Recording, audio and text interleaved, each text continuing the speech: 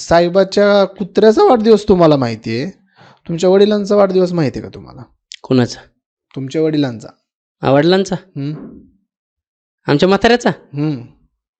त्याचा कसला आलाय वाढदिवस? बर. हा, खपत आहे रानात नुसतं. तुम्ही मला जर विचारलं ना माझा राजकारणातला सगळ्यात मोठा शत्रू कोणता आहे, कोण? तुम्ही सांगा ना, माझे वडील आहेत. ते कसं काय? आग पुढंच जाऊ द्या नाही म्हातारं मला. हा, पुढं जाऊ दे ना म्हणजे? आता मला सांगा, मी जेव्हा शिकत होतो तेव्हा मग पैसे देत होतो. आता आता मी राजकारणात आलोय. आता मी म्हणतोय, आता काय झालं, 2014ला आमच्याकडे होती 7.5 एकर जमीन. बर. त्यावेळेस मी तिकीट मागविलं.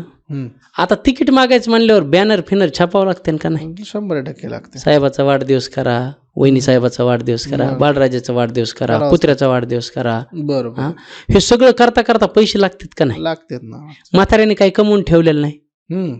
कमविलेली तेवढी जमीन आहे, जमीनच आहे, विकावं लागली. विकली. आता 3 टायमापासून मी तिकीट मागतोय. 2.5 एकर प्रत्येक वेळेस विकलेली. ह्या वेळेस उरलेले 2.5 एकर विकायचं म्हणतोय, तर म्हातारा आडवं येत आहे. मला म्हणतोय, तू शिकून डॉक्टर झाला असता तर जमीन विकली असती. काय करायचे डॉक्टर होऊन?